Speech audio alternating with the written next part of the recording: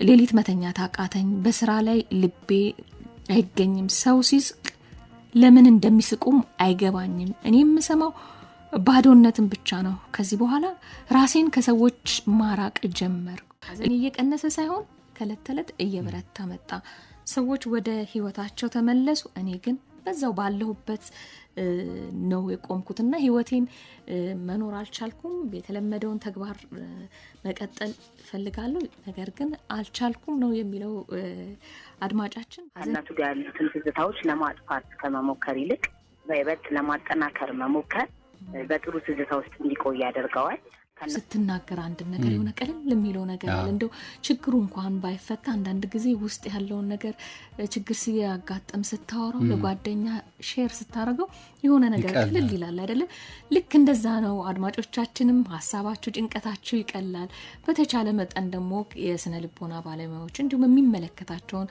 ባለሙያዎች እየጋበዝን ለጭንቀታችሁ ምላሽ እንዲሆን ያደረገን ነው የምንገኘውና ዛሬ አንድ በከፍተኛ ሐዘን ውስጥ የገባ አድማጫችን የገባው ትንሽ ይጨንቃል በርግጥ በህይወት መንገድ ላይ በርካታ ከፍታ መውጣት መውረድ አለ ደስታ እንዳለ ሁሉ ሐዘን ይኖራል አንዳንድ ጊዜ በጣም በከፍተኛ ሐዘን ውስጥ ምን ወዳቸውን ሰዎች ምናጣበት ጊዜ ይኖርና ልብ ስብር ይላል ደግሞ እናቶቻችን እንደሚሉት የሚያረጋጋ ነገር ውስጥን የሚያጠነክር ነገር ይሰጥና ሰዎች በሐዘን ስንለይ መልሶ ጠንከር ማለት ወደ ቀደመ ህይወታችን የመመለስ አጋጣሚ ይኖራል ታሪክን ላጋራችሁ ብሎ ታሪኩን ያጋራን አንድ አድማጫችን ነው በነገራችን ላይ በጣም በርከት ያሉ ታሪካቸውን የውስጥ ሚስጥር ያሉትን ያስጨነቃቸውን አእምሮአቸውን እየተመላለሰ የፈተናቸውን ሐሳብ ያጋሩን በጣም በርከት ያሉ አድማጮች አሉ ይህ አድማጫችን ግን በደረሰበት ሐዘን እንግዲህ የገባበትን ጭንቀት መሻገር አልቻልኩም ነው የሚለው እስኪ እንስማውና ወደ ኋላ ላይ ደግሞ ባለሙያ እንጋብዝና መፍትሄ ለመስጠት እንሞክራለን አድማጫችን ምን አለ ዛሬ በልቤ ውስጥ ለረጅም ጊዜ ተደብቆ የኖረውን ህመም ይዤ ወደ እናንተ መጥቻለሁ ምናልባት ብዙዎች እንደኔ ይህን ሐዘን አልፋችሁ ትሆናላችሁ እኔ ግን እስካሁን መውጣት አልቻልኩም ስለዚህ ዛሬ ምን ይሻለኛል አማክሩኝ ብዬ ጠይቃለሁ ሲል ጭንቀቱን እንግዲህ አካፍሎናል ከ2 አመት በፊት በህይወቴ እጅግ የምወደውን ሰው አጣሁ እናቴ ነበረች እናቴ ለኔ እናት ብቻ አልነበረችም ጓደኛዬ አማካሪዬ በህይወቴ ሁሉ የምመለስበት መሸሸጊያ ነበረች በቀን የደከመኝ ጊዜ የምታጽናናኝ በሌሊት ሐሳብ ሲያስጨንቀኝ የምትደውልልኝ እሷ ነበረች ድምጿ ብቻ በቂ ነበር ልቤን እንዲረጋ ለማድረግ ነገር ግን አንድ ቀን ሁሉም ነገር ተለወጠ ይላል ቀጥሏል ጽሁፉ በጧቱ በስራ ቦታዬ ላይ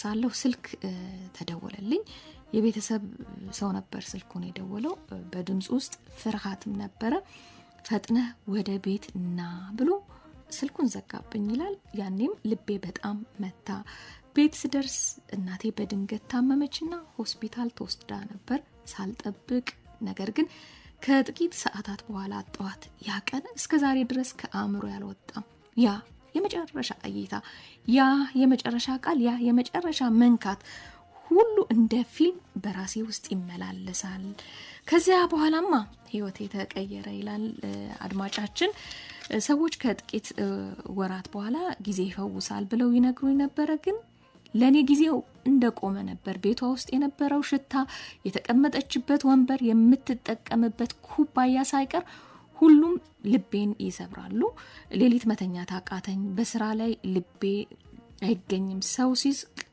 ለምን እንደሚስቁም አይገባኝም እኔም ሰማው ባዶነትን ብቻ ነው ከዚህ በኋላ ራሴን ከሰዎች ማራቅ ጀመርኩ ጓደኞቼ ሲደውሉ አልመልስም ቤተሰቦቼ ሊያጽናኑኝ ሲሞክሩ የሚገባኝ አይመስለኝም ማንንም ሐዘኔን አያውቅም ብዬ በውስጤ እብሰለሰላለሁ አንዳንድ ጊዜ እሷን እንደምሰማ ይመስለኛል በስልኬ ድምጽ ሲሰማ ለአፍታ እናቴ እንደደወለች ነው ማስበው ይላል አድማጫችን በጎዳና ላይ እንዳለ ስጓዝ ደግሞ እሷን የሚመስል ሰው ስመለከት እሷን ያየው የመሰለኝ ልቤ ደነግጣል ይሸበራል ከሁሉ የሚያስጨንቀኝ ግን አንድ ነገር ነው ሐዘኔ እየቀነሰ ሳይሆን ከለተለት እየበረታ መጣ ሰዎች ወደ ህይወታቸው ተመለሱ እኔ ግን በዛው ባለሁበት ነው የቆምኩትና ህይወቴን መኖር አልቻልኩም። የተለመደውን ተግባር መቀጠል ፈልጋለሁ ነገር ግን አልቻልኩም ነው የሚለው አድማጫችን። በዚህ የልብ መሰበር ውስጥ ሆኖ እንዴት ከዚህ የልብ ስብራት ወጥቼ ዳግመኛ ህይወቴን መቀጠል እችላለሁ ሲል አድማጫችን ጭንቀቱን አጋርቶናል። ይጨንቃል አይደል? የሚከብድ ነገር አለ ስሜቱ። እኔ ራሴ ሳነበው ውስጤ የሆነ የረበሽ ነገር አለ። ብዙዎች የምንወዳቸው ሰዎች በተለያየ ጊዜ አጣናቸው ሰዎች አሉ። ግን ደግሞ አንዳንዴ ተፈጥሮ መልካም ነው። ከተወሰነ ጊዜ በኋላ ጊዜ ራሱ መልስ እየሰጠ ያስረሳን ያጽናናን የሚሄድበት አጋጣሚ አለ። ያንዳንዶች ግን ከባድ ነው ናት። በጣም ይሁን አመታትን ይፈጃል ከዛ ስሜት ለመላቀቅ። የናት ሲሆን ደግሞ ይበለጠ ምድር ላይ በምንም አይነት መስፈርት ማታወረድ ፍጡር ብትኖር እናት ናትና ያ ሲሆን ይበለጠ ሀዘኑ ይከብዳል። ኃይሊ አንድ ዘፈን ላይ እንዲህ ላልችለው ምን አለ ባይሰጠኝ ከሰጠስ ምን ነበር ባይነፍገኝ ተማጥቶ ካለቀ ተስፋዬ ሀዘኔ ልጣበው በእንባዬ ይላልና አንዳንዴ አልቀሰን ሲወጣልንም አንዳች ነገር ነው ሀዘናችን ተንፍሰን አልቀሰን እንደዛ ማልቀሰሽ ማይወጣልሽ ሀዘን አለና እንደዚህ አይነት ነገሮች ሲያጋጥሙ ይብዛሚነስም አለው የሚል ሰው ከጎንሽ ያስፈልጋል። ባለሙያ ላይ ይገባል። ለምን ሀዘን አታብዙ እኮ እንባላለን። ሀዘን ማብዛት ሀዘን መጥራት ነው ብሎ የሚያስብ ማህበረሰብ ውስጥ ነው ያለነውና ያ እንደመሆኑ መጠን በቃ አንደኛው የህይወት ገጽ ነው ሞትም። እሱን ተቀብለሽ ወደዛኛው ምዕራፍ ለመሻገር ደግሞ ራስሽ ማበርታት አለብሽ። ሌሎች ብዙ ደግሞ የህይወት መንገዶች አሉ። ለነዛ ፊታችን ማዞር እንዳለብን ይነሳልና ከዚህ ጋር በተገናኘ ባለሙያም ሐሳብ ቢሰጥ ቢያዋጣ ይበለጠ ነገሩ ደንደን ይላሉ ያስባለሁ። መልካም። የስልክ መስመራችን ላይ የስነ ልቦና ባለሙያ አለች ሰሎሜ ተክለ ያሬድ ናት። ሰሎሜ እንግዲህ ለቀደም ሲል ላቀረብነው አድማጫችን ምላሽ የሚሆን ሐሳብ ታጋራናለች። በዚህ ህይወት ውስጥ የሚመላለሱ ባለታሪካችን አንድ ይሁን እንጂ በጣም በርካታ ሰዎች ይኖራሉና ይህ ሐሳብ የባለሙያው ምላሽ ደግሞ ለብዙዎች እንደሚደርስ ተስፋ አደርጋለሁ። ሄሎ ጤና ይስጥልኝ። ሰላም እንዴት ናችሁ? አለን ደህና ነን። አንቺ ልበል መሰለኝ አይደል? ለቤተሰብነት ይቻላል። እንግዲህ ቀደም ሲል እንዳደመጥሽው በእናት ሞት ምክንያት ከፍተኛ ሀዘን ውስጥ ያለ አድማጫችን ነው። ከዚህ ሀዘን ስሜት መውጣት አልቻልኩም ነው የሚለና አንዳንዴ የቅርብ የኛ የምንላቸው የምንወዳቸው በህይወታችን ውስጥ ትልቅ ቦታ የምንሰጣቸው ሰዎችን በህይወት ስናጣ በሞት ስናጣ ያን ሀዘን መቋቋም አለመቻል ተፈጥሯዊ ነገር ነው ወይስ ደግሞ በጊዜ ሂደት የምንላመድ ነው ወይስ ደግሞ በአንድም በሌላ መልኩ የባለሙያ እገዛ ግዴታ አስፈላጊ ሆኖ ይገኛል? ያው ታሪኩን ሁላችሁም ሰምታችሁታል። ሀዘኑም ትንሽ ከባድ ነው ለባለ ታሪኩ። ከዚህ የበለጠ ተሻሽሎ በሌላ ቦታ ላይ ደስተኛ ሆኖ እንዲኖር ከመመኘት ጀምራለሁ። ሀዘን መደበኛ ነው ወይ ለሚለው የትም ቦታ ላይ ሀዘን መደበኛ ነው። በዚህ ልክ ማዘኑ ነው እንጂ ከባድ የሚሆነው ሀዘን ተሰምቶን ከዛ ውስጥ ላለመውጣት መሞከር መታገሉ ፍጹም ጤናማነትና መደበኛ ነገር ነው። የባለሙያ እገዛ የሚያስፈልግበት ጊዜ አለ? አዎ በደንብ አለ። የባለሙያ እገዛ መቼ ያስፈልጋል ስንል ትንሽ ከባለሙያችን ከባለታሪካችን ንግግር እንደሰማሁት አሁን ራሱ የባለሙያ እገዛ የሚያስፈልገው ጊዜ ላይ ነው። ምክንያቱም ሀዘኖች ወደ ህይወታችን ሲመጡ ነገር ያሳጥተውናል። የሚጎልብንም ነገሮች አሉ።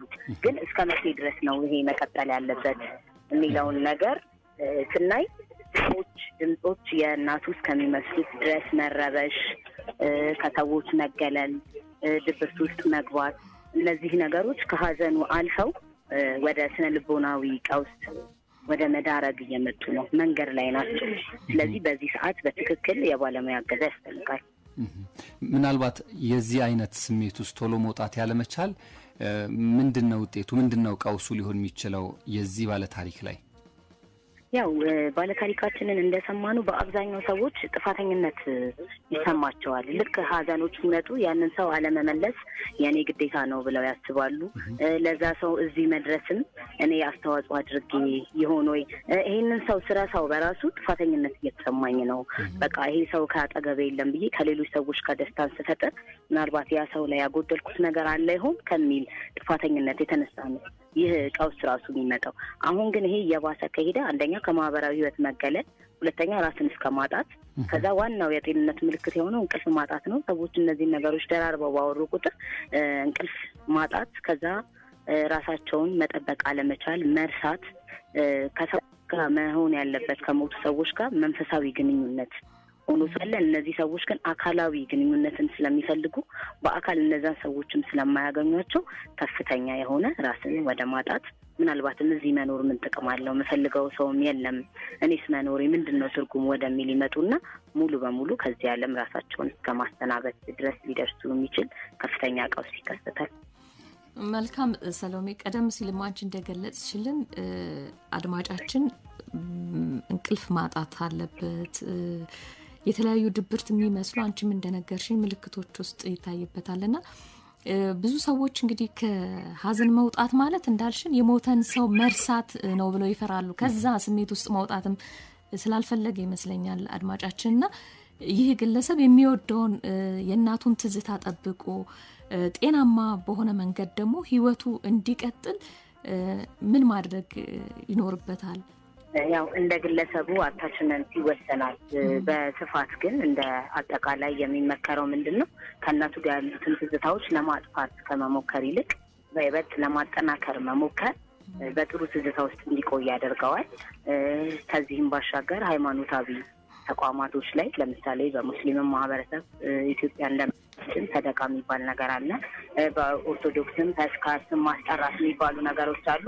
ባለው የሃይማኖት ተቋም አታችመንት እንዲያጠብቅ ከዚህ ባሻገር ደግሞ ምናልባት በእናቱ የእድሜ ክልል ውስጥ ያሉ ሰዎችን አቅሙ በፈቀደ መጠን ከቃል ጀምሮ የገንዘብን ይሁን አብሮ አለው የማለት ነገሮችን ቢያደርግ እናቱ በህይወት ሳሉ የሚሰሯቸው መልካም ስራዎች ካሉ እነሱን በማስቀጠል በይበልጥ እናቱ ሰውበት የሄዱት ማህበራዊም ሆነ ቤተሰባዊ ኃላፊነት ካለ ታናናሾችን ከማስተማር ከመርዳት ጀምሮ ያን እየተወጣ ሲሄድ የእናቱን ነፍስ እያስደሰተ እንደሆነ ስለሚሰማው የእውነትም ስለሚሆን በዚህ ሂደት ውስጥ ማለት የእናቱን ቀን የእናቱን የሚወዷቸውን ነገሮች እንደ ትዝታ በክብር ማስቀመጥ ሲጀምር ምናልባትም በስማቸው ትንሽ ነገሮች ሊሆን ይችላል ከዛን ጀምሮ መጠራ ቢያደርግ በይበልጥ እኔ የምመክረው የራሱን ህይወት ሲጀምርና አብሮት የሚኖሩትን ያው እግዚአብሔር በፈቀደ መጠንም ልጆች ቢኖሩት በእናቱ ስም ከመሰየም እዚህ ድረስ ከዛ ሄዶ ይሄ እናቱን የማጉላት በሞት ያጣነውን ሰው አውትሻይን ወደ ማድረግ ብንመጣ ሞር ሀዘኑን እየረሳል ደስተኛ ሆነን ለመኖር ከሚዘረዘሩ ምክንያቶች ውስጥ እነዚህ ናቸው። መልካም። ምናልባት በመጨረሻ ሰሎሜ እንዲህ ያለ መራራ ሀዘን ውስጥ ያለ ሰው እንደው አድማጫችንም እየሰማች ስለሆነ እንደው ከምን ይጀምር የመፍትሄ ሀሳቦችን አስቀምጠሻል? እንደው በየቀኑ ምን አይነት ቀላል የሆነ እርምጃዎችን በመጀመር ሀዘኑን ደግሞ ቀስ በቀስ መውጣት ይችላል የሚለውን አድማጫችንን ብትነግሪልን ለሱ እንዲሁም ደግሞ በዚህ ስሜት ውስጥ ላሉ አድማጮቻችን። ያው ቀላል ከምትለዋለን እንነሳ በማለዳ ዘወትር ስራቸውን የሚያስታውሱ ነገሮችን አድርጎ ቀጥታ ወደ ስራ ቦታ ወይም ወደ ግል ነገሩ መንቀሳቀስ መጀመር፣ ከእንቅልፍ መነሳት። ይሄ ሀዘን ውስጥ ነኝ የምትለዋን ነገር ከመርሳት ጀምሮ ባለሙያ ላይ ከመሄድ ይልቅ አጠገቡ ስላሉ ሰዎች ይህ ነገር ከምን ተከሰተ፣ ስልክ ለምን አታነሳም፣ ይሄ አይሆንም። በነገራችን ላይ በተደጋጋሚ ሰዎችን ሀዘን ውስጥ ያለውን ሰው ና እንውጣ፣ ና እርሳው፣ ና ይሄንን አድርግ ማለት የባሰ ወደ ማባባስ ነው የሚሄዱ። ስለዚህ እሱ ሰው መፍትሄ የሚሆነው ለራሱ አይደለ ለበሽታ ከምን መጀመር ይችላል? ራሱን ከማነቃቃት አጠገቡ ባለሙያ ድረስ ከመሄድ አጠገቡ ላሉ ሰዎች ይሄ ነገር ተከስቶ ስለሆነ እሷን ያስታውሰኛል፣ ዛሬ እሷን ያጣሁበት ቀን ነው፣ ስለዚህ ይህችን ነገር ላድርግ ከሚል ራስን ከማለማን ከእንቅልፍ ከመነሳት ጀምሮ በቃ ለራሱ አምኖ መቀበል። ይህ ነገር አይመለስም፣ ሳይመለስ ግን እኔ እንዴት ነው ይሄ መንፈሳዊ ግንኙነቴን ጠብቄ ማቆየው? በአካል ላገኝ ስለማልችል እንዴት ራሴን ጠብቄ ማቆየት እችላለሁ ብሎ ከትንሽ ልምድ ራሱን ለማለማመድ በመወሰን በመጻፍም ሊሆን ይችላል። ከሰዎች ጋር ያለውንም ትንሽ ኮንቨርሴሽን ቀላል በማድረግ በዚህ ሀዘን ቀስ በቀስ መላቀቅ የሚችልበትን ልምዶች ራሱን ማለማመድ። እናመሰግናለን ሰሎሜ ተክለያሬድ የኔ መሰለ ሀሳብ ስላጋራሽን እግዚአብሔር ያክብርልን። ሳይሆን በሀዘን በርካቶችን አጥተው ለሚሰቃዩ መላው የሰው ዘር በሙሉ መጽናናት እንዲሆንላቸው እመኛለሁ። እሺ እናመሰግናለን። በጣም እናመሰግናለን ወይዘሮ ሰሎሜ።